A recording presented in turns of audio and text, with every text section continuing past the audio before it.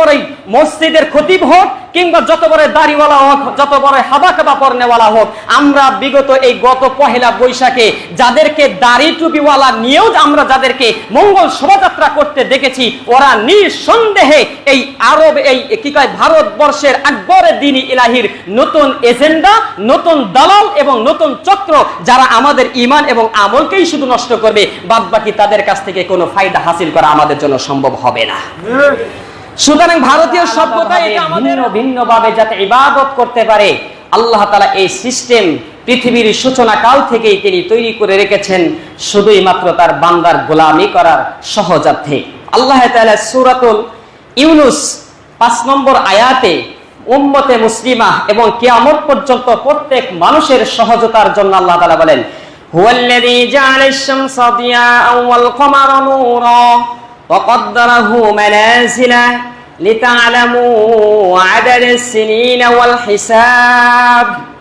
আল্লাহ তাআলা তিনি বলতে চাচ্ছেন সূর্যকে দীপ্তমান আলো এবং চন্দ্রকে আলোকময় করে বানিয়েছেন এবং তাদের গতির মঞ্জিলে মাকসাদ পর্যন্ত পৌঁছার জন্য আদাদাস সিনিনা ওয়াল হিসাব, যাতে করে বৎসর নির্ধারণ করে করে প্রত্যেকেই আল্লাহ তাআলার ইবাদত করতে পারে। মা খালাকাল্লাহু যালিকা, এগুলো আল্লাহ তাআলা অনর্থক সৃষ্টি করেননি, ইল্লা বিল হাক্কি, অবশ্যই আল্লাহ তাআলা এগুলোকে কোনো না কোনো সত্যতা এবং কোনো না কোনো হকের জন্যই সৃষ্টি করেছেন। ইউফাসসিলুল আয়াতি লিকাওমি ইয়ালামুন, আল্লাহ বলেন এ সকল ওই ব্যক্তি সকলদের জন্যই যারা শুধুমাত্র জ্ঞান রাখে, বিচক্ষণতা রাখে। আল্লাহ তাআলা এই কথা বুঝাইতে চাইলেন, হুয়াল্লাযী জাআলাশ শামসা, যে চন্দ্র এবং সূর্যকে আল্লাহ তাআলা তার নির্দিষ্ট আলোকময় দিয়ে এবং তার দীপ্তমান দিয়ে বানিয়েছেন তার নিজ গতিতে মঞ্জিলে মাকসাদ পর্যন্ত পৌঁছার জন্য। চন্দ্র এবং সূর্যের মাধ্যমে মানুষ যাতে মাস গণনা করতে পারে, মানুষ যাতে সপ্তাহ গণনা করতে পারে, মানুষ যাতে বৎসর গণনা করতে পারে, আর এক আল্লাহর ইবাদত যাতে সঠিকভাবে করতে পারে, এগুলোই বিচক্ষণতার জন্য আল্লাহ তাআলা এই বিজ্ঞানময় একটি আয়াত, বিজ্ঞানময় এই মাখলুক আল্লাহ তাআলা সৃষ্টি করে রেখেছেন। কেন রেখেছেন? যাতে মানুষ তার দিন দিন পরিবর্তনের সপ্তাহ হিসাব করে আজকে থেকে নিয়ে আগামী এক সপ্তাহ পর আবার শুক্রবার আসবে, চন্দ্র এবং সূর্যের হিসাবেই যাতে শুক্রবার যাচাই করতে পারে, মাসের হিসাব করে যাতে প্রত্যেক মাসেই আলাদা আলাদা ইবাদতগুলো যাতে পৃথক করতে পারে। রমজান মাসের শুরু থেকে শেষ পর্যন্ত একেবারে চন্দ্র দেখবে, সূর্য দেখবে, আবার পরের মাসের চাঁদ দেখবে, এই চাঁদ দেখে দেখে মাসের ইবাদত রমজান মাস করবে, বৎসরের হিসাব করে করে ঈদের অনুষ্ঠানগুলো করবে, ঈদের নামাজ পড়বে এবং কি হজের ইবাদতগুলো করবে। আল্লাহ তাআলা এজন্যই চন্দ্র এবং সৃষ্টিগুলোকে সৃষ্টি করেছেন, এগুলো মানুষের অজাতা করার জন্য দেননি। আল্লাহ তাআলা এই বিজ্ঞানময় একটি সিস্টেম কিয়ামত পর্যন্ত চালু রেখেছেন। পৃথিবীর কোনো ক্যালেন্ডার, কোনো ঘড়িও যদি না থাকে, এই শুধু চন্দ্র এবং সূর্য থাকার মাধ্যমেই এক আল্লাহর ইবাদত সঠিকভাবে এই চন্দ্র সূর্য দ্বারাই করা সম্ভব হবে। আল্লাহু আকবার। তাহলে এই যে বছর ঘুরে ঘুরে আসছেন, এরপর দিন ঘুরে ঘুরে আসছেন, মাস ঘুরে ঘুরে আসবেন, এভাবে আসতেই থাকবে। কেন আসবে? যাতে করে আল্লাহ তাআলার পবিত্র ইবাদতগুলো সঠিকভাবে করতে পারে। এর মানে এই নয় প্রত্যেক মাস চন্দ্র পরিবর্তন হয়ে আসবে, নতুন চাঁদ উঠবে, আবার বৎসরে নতুন চাঁদ আসবে, যাতে করে কোনো মানুষ, কোনো বান্দা আল্লাহ তাআলার এই ইবাদতের বাহিরে মন গড়া কোনো রুসুমাত সেটা যাতে পৃথিবীর জমিনে নাজিল না করে, এই জন্য নয়। এবং কি চন্দ্র সূর্যে এইভাবে বৎসর পরিবর্তন হবে, মাস পরিবর্তন হবে, যাতে করে কোনো ব্যক্তি এই চন্দ্র এবং সূর্যকে পূজা করার জন্য তাদেরকে সৃষ্টি করেননি, বরং এক আল্লাহর ইবাদত করার জন্য চন্দ্রকে সৃষ্টি করেছেন, সূর্যকে সৃষ্টি করেছেন। এই চন্দ্র সূর্যকে ইবাদত করার জন্য, পূজা করবার জন্য, এবং কি এই জমিনে থেকে চন্দ্র সূর্যের পূজা করে আল্লাহ তাআলার নাফরমানিতে জমিনকে নাপাক করবে, বিষয়টি এমন নয়, বা এজন্যই চন্দ্র সূর্যকে আল্লাহ তাআলা সৃষ্টি করেননি। সূরাতুল মায়েদার ভিতরে আল্লাহ তাআলা স্পষ্ট করে দিলেন যে ভিন্ন ভিন্ন ধর্মী হোক, ভিন্ন ভিন্ন গোত্রের হোক, যে যে জায়গায় থাকুক না কেন, এই চন্দ্র এবং এই সূর্য তাদের নবায়ন ঘটাবে, বৎসরের নবায়ন ঘটাবে, মাসের নবায়ন ঘটাবে, সপ্তাহের নবায়ন ঘটাবে। এজন্য নয় যে জমিনে বসে বসে ওই আল্লাহ তাআলার এই সৃষ্টিকে নিয়েই তার আল্লাহর বিরোধী কর্মকাণ্ডের মাধ্যমে জমিনকে নাপাক করবে। আল্লাহ বলেন লিকুল্লিন জাআলনা মিনকুম শিরআ ওয়া মিনহা জাআ। আল্লাহ তাআলা স্পষ্ট করে বলেন লিকুল্লিন জাআলনা মিনকুম শিরআ, আমি প্রত্যেক সম্প্রদায়ের জন্য নির্দিষ্ট শরীয়ত দান করেছি। ওয়া মিনহা জাআ, এবং প্রত্যেককে নির্দিষ্ট পন্থায় চলার জন্য আমি আল্লাহ তাআলা সেটাও নির্ধারণ করে দিয়েছি। সুতরাং যে যে ধর্মের যে যে গোত্রের থাকুক না কেন, আমি আল্লাহ প্রত্যেককে আলাদা আলাদা শরিয়া এবং আলাদা আলাদা পদ্ধতি দান করেছি। তাহলে বোঝা গেল শরীয়ত দান করেছেন কে? আমাদের কর্ম যে পন্থা আমরা যেভাবে চলবো সেটাও দান করেছেন কে? মানুষের ব্যক্তিগত কোন পন্থায় শরীয়তকে চালানো যাবে না, আবার মানুষের পন্থা অনুপাতে শরীয়তের পন্থাও পরিবর্তন করা যাবে না। আল্লাহ বলেন শিরআ, আমি নির্দিষ্ট শরীয়ত দান করেছি। ওয়া মিনহা জাআ, এবং নির্দিষ্ট পন্থাও আমি আল্লাহ তাআলা থেকে নির্দিষ্ট করে দিয়েছি। ওয়ালাউ শাআল্লাহু লিকুল্লি, ওয়ালাউ শাআল্লাহ, আল্লাহ যদি চাইতেন লাজালাকুম উম্মাতান ওয়াহিদা, পৃথিবীর প্রত্যেক ব্যক্তিকে, প্রত্যেক গোত্রকে, প্রত্যেক ধর্মের মানুষগুলোকে উম্মাতান ওয়াহিদা, একই ধর্মের মধ্যে আল্লাহ তাআলা সৃষ্টি করতে পারতেন। আমাদের অনেক ভাই এমন প্রশ্ন করে, যারা হিন্দু রয়েছে, বৌদ্ধ রয়েছে, খ্রিস্টান রয়েছে, ইহুদি রয়েছে, নাসারা রয়েছে, প্রায় 4000-এর উপরে ধর্মাবলম্বী রয়েছেন, এগুলো সবগুলোকে আল্লাহ তাআলা একত্রে এক উম্মাহ হিসেবে বানাইতে পারতেন, এক ধর্মের অবলম্বী অবশ্যই আল্লাহ তাআলা বানাইতে পারতেন। কিছু সুশীল আমাদেরকেও প্রশ্ন করেন যে আল্লাহ তাদেরকে সৃষ্টি করেছেন জন্মগতভাবেই সে ইহুদি, জন্মগতভাবেই সে পৌত্তলিক, জন্মগতভাবেই সে খ্রিস্টান, তাহলে মুসলমানও আবার জন্মগতভাবেই মুসলিম হয়ে যাচ্ছে। এদেরকে আল্লাহ তাআলার সৃষ্টিগতভাবে ইসলাম গ্রহণ করার দ্বারা তিনি জান্নাতে যাবে। ওই আল্লাহ তো ইহুদি সৃষ্টি করলেন, ওই আল্লাহ তো জন্মগতভাবে তাকে নাসারার মধ্যে দিলেন, পৌত্তলিকের মধ্যে দিলেন, অগ্নি পূজকের মধ্যে দিলেন, তাহলে তারা জাহান্নামে যাবে কেন? এই ধরনের প্রশ্ন অনেক নাস্তিক ব্যক্তি বা এমন কিছু সুশীল মানুষ আমাদেরকে করে থাকে। আল্লাহ তাআলার এই আয়াতে আমরা আজকে একাধিক বিষয়গুলো স্পষ্ট হয়ে যাব। আল্লাহ তাআলা বলছেন ওয়ালাউ শাআল্লাহু লাজালাকুম উম্মাতান ওয়াহিদা, আমি তোমাদের প্রত্যেক ধর্মের অবলম্বী প্রত্যেককে এক ধর্মে আমি রূপান্তরিত করতে পারতাম, আমি ইচ্ছা করলে এক উম্মাতে তোমাদেরকে বানাইতে পারতাম, কিন্তু না। ওয়ালাকিন লিয়াবলুয়াকুম ফিমা আতাকুম, আমি তোমাদেরকে ধর্ম একত্র এজন্যই করি নাই, ওয়ালাকিন লিয়াবলুয়াকুম, যাতে করে আমার দেওয়া এই ধর্মের প্রতি তোমরা পরীক্ষিত হতে পারো। স্বাধীনতা তোমাদেরকে দিয়ে দেওয়া হয়েছে। যদি প্রত্যেক মানুষকে একই ধর্মের অবলম্বন করতে, কেউ কেউ চাইতো এই ধর্ম আমার পছন্দ না, সুতরাং তার ব্যক্তির স্বাধীনতাকে কেড়ে নেওয়া হতো, হয়তো বা আল্লাহ তাআলার ইনসাফের কাঠগড়ায় তিনিও আল্লাহর বিবাদী হতেন। আল্লাহ, আমার এটা করতে মন চায় নাই, সুতরাং আপনি কেন আমাকে ওই ধর্মের অবলম্বন করেছেন?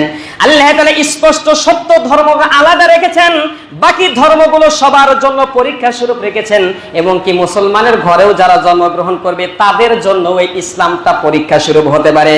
এরপর বলেন ফাস্তাবিকুল খায়রাত, তোমরা এই পরীক্ষার অবলম্বন হিসেবে ফাস্তাবিকুল খায়রাত, উত্তম পন্থা এবং সৎ পথে প্রতিযোগিতামূলক তোমরা এগিয়ে যাও। ইলাল্লাহি মারজিউকুম জামিআ, কেননা প্রত্যেকে আল্লাহ তাআলার নিকট আবার প্রত্যাবর্তন করবে। ফায়ুনাব্বিউকুম বিমা কুনতুম ফীহি তাখতালিফুন, ভিন্ন ভিন্ন ধর্মের কারণে দুনিয়াতে বহু জিনিসের ইখতিলাফ তৈরি হয়েছে। ফায়ুনাব্বিউকুম বিমা কুনতুম ফীহি তাখতালিফুন, আল্লাহ বলেন তোমাদেরকে আমি আল্লাহ ওই দিন জানিয়ে দিব যেই জিনিস নিয়ে তোমরা ইখতিলাফ করতে, মতবিরোধ করতে, সুতরাং আমি আল্লাহ তোমাদেরকে যে কোনো একদিন অবশ্যই জানিয়ে দেব। তাহলে বোঝা গেল আমাদেরকে ভিন্ন ভিন্ন ধর্মে, ভিন্ন ভিন্ন গোত্রে সৃষ্টি আল্লাহ করেছেন, ইচ্ছা করলে একই ধর্মেই তিনি করতে পারতেন, কেন করেন নাই? আমাদেরকে পরীক্ষা স্বরূপ ফাস্তাবিকুল খায়রাত, উত্তম এবং কল্যাণকর রাস্তায় কে কিভাবে এগিয়ে যায় সেটা দেখবার জন্য। নির্দিষ্ট শরীয়ত দিয়েছেন, নির্দিষ্ট পন্থা, নির্দিষ্ট পদ্ধতি আল্লাহ তাআলাই নির্ধারণ করে দিয়েছেন। এবার আপনি আমাদের এই যে গণনা করার যে চন্দ্র দিয়েছেন, নবায়নের বৎসর পরিবর্তন হবে, মাসের পরিবর্তন হবে, সবকিছুই পরিবর্তন হবে। এখন আমি আমার এই গোত্র নিয়ে যারা আমাদের সাথে পার্শ্ববর্তী রয়েছে, আমি কি তার সাথেই ওইভাবেই ওই দিনকে উদযাপন করব? আমি কি তার সাথে এই মাসের এই আনন্দ উদযাপন করব? আমি কি এই নববর্ষর নামে এই দিন কি আমি তাদের সাথেই উদযাপন করব? এটাই হলো আমার পরীক্ষা। ফাস্তাবিকুল খায়রাত, আপনি উত্তম পথে প্রতিযোগিতামূলক যাবেন না খারাপ পথে প্রতিযোগিতামূলক যাবেন, সেটা একান্তই স্বাধীনতা আল্লাহ তাআলা আপনাকে দিয়েছে। এক ধর্মে অবলম্বন করলে প্রত্যেক ব্যক্তির স্বাধীনতাকে কেড়ে নেওয়া হবে। এবার আপনি চিন্তা করুন, এই যে আমাদের যে পরিবেশ রয়েছে, বৎসর বৎসর চন্দ্র সূর্যের পরিবর্তনের মাধ্যমে যে বিভিন্ন সময় বৎসরের পরিবর্তন হচ্ছে, এবার আপনি দেখুন, আপনি 31st নাইটে আপনার কি ইবাদত বা আপনার কি আমল বা আপনার কি স্বভাব, আপনার কি চরিত্র, আপনার কি সংস্কৃতি, আপনার কি সভ্যতা, আপনি আপনার বিবেকের কাছে, সমাজের কাছে প্রশ্ন করুন। কিংবা বাংলা নববর্ষ যখন পরিবর্তন হয়, যেহেতু গত জুমাই ছিল 1431 বাংলা, আজকে জুমা 1432 বাংলা, যেহেতু গত সপ্তাহে একটা ইস্যু, এটা ইমানি ইস্যু ছিল ফিলিস্তিন বিষয় নিয়ে, সেজন্য এইরকম ভাবে নববর্ষের বিষয় নিয়ে অতটা আলোচনা করা হয় নাই। আজকেও হয়তো ওরকম ভাবে বলা যাচ্ছে না, যেহেতু আলোচ্য বিষয় হচ্ছে ভারতীয় আগ্রাসন। আমি এজন্য তারপরে বলছি, এটাও একটি আগ্রাসন, এটাও একটি ভারতীয় ইমান, মানুষের ইমান আমলকে নষ্ট করবার জন্য এবং মুসলিম জাতির স্বভাব সভ্যতা এটাকে নষ্ট করবার জন্য এটি একটি সুপরিকল্পিত ভারতীয় একটি আগ্রাসন। পহেলা বৈশাখ, এটা আপনি আপনার আমল কি ছিল ওই দিন, ওই দিন আপনার ইবাদত কি, ওই দিন আপনার সংস্কৃতি কি, আপনি করছেন কিভাবে? দেখুন, আল্লাহ পাক রব্বুল আলামিন এভাবেই, এই যে আপনি তাদেরকে গা মিশিয়ে দিচ্ছেন, এটা কোথা থেকে আসলো আপনি জানারও চেষ্টা করছেন না। আল্লাহ তাআলা ওই সকল ব্যক্তিদেরকে বলে দিতে যাচ্ছেন, আফাহুকমাল জাহিলিয়াতি ইয়াবগুন, আল্লাহ তাআলা তোমাদেরকে নির্দিষ্ট শরিয়া নির্দিষ্ট পন্থা দিয়েছিলেন, সেগুলোকে তোমরা গা ভাসিয়ে উপকর্ম করে সেগুলোকে দূরে সরিয়ে দিয়েছো। আল্লাহর বিধানকে অমান্য করে, আল্লাহর নাফরমানি করে, অপকর্ম করে যে শরীয়ত থেকে বিচ্ছিন্ন হয়ে তোমরা চলছো, আল্লাহ তাদেরকে প্রশ্ন করতে চান, আফা হুকমাল জাহিলিয়াতি ইয়াবগুন, তাহলে কি তোমরা জাহিলি সেই সভ্যতার বিধান তোমরা মেনে নিতে চাও নাকি? ওয়া মান আহসানু মিনাল্লাহি হুকমান লিকাওমিন ইউকিনুন, আল্লাহ তাআলার দেওয়া নির্দিষ্ট বিধানের বাহিরে কোনো জিনিস উত্তম হতেই পারে না। সুতরাং তোমরা জাহিলি সম্প্রদায়ের এই বিধানকে মেনে নিতে চাও নাকি? এই জাহিলি এই বিধান কোন হিন্দুস্তানের বিধানও হতে পারে, এটা কোন ইউরোপীয় বিধানও হতে পারে, পত্তলিকদের বিধানও হতে পারে, কিংবা সেকুলারিজমদের বিধানও হতে পারে, এবং কি ফ্যাসিবাদীদের বিধানও হতে পারে।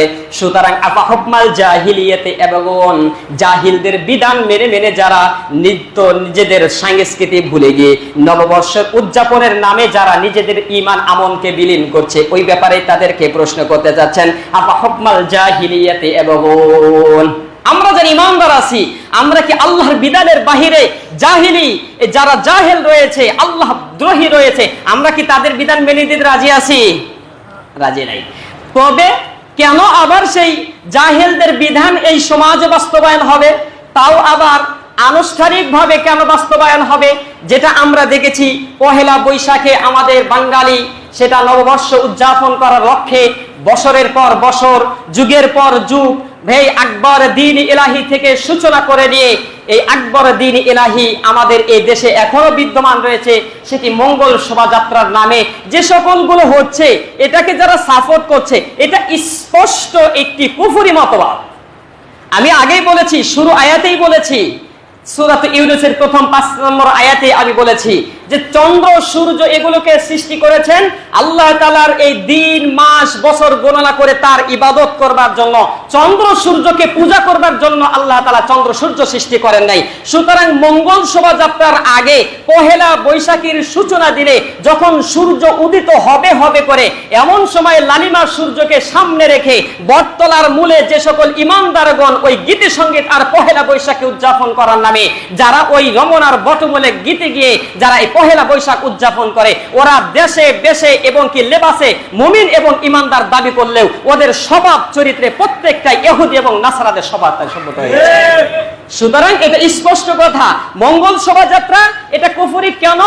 আমরা মঙ্গল শোভাযাত্রায় দেখি বিভিন্ন ধরনের প্রতীক সেখানে নেওয়া হয়, সেখানে পেঁচার প্রতীক নেওয়া হয়, সেখানে সাপের প্রতীক নেওয়া হয়, হাঁসের প্রতীক নেওয়া হয়, হাতির প্রতীক নেওয়া হয়, সব ধরনের প্রাণীর প্রতীক নেওয়া হয় না। এটা ওই হিন্দুদের একটি বই রয়েছে, সেখানে আপনি যদি হিন্দুদের কিছু গবেষণা করেন সেখানে দেখবেন পেঁচা তাদের সারা বৎসরের, যেমন আমাদের নবীর উপরে জিবরাইল আলাইহিস সালাম ওহী নাজিল করতেন, বরকতময় যা কিছু আনা জিবরাইল আমিন নবী আরবি সাল্লাল্লাহু আলাইহি সাল্লামের উপরে আনতেন। হিন্দুদের আত্মবিশ্বাস হলো বছরের শুরু দিনে এই পেঁচার মাধ্যমে আল্লাহ তাআলা তাদের সমস্ত দিনের বরকতগুলো দিয়ে দেন।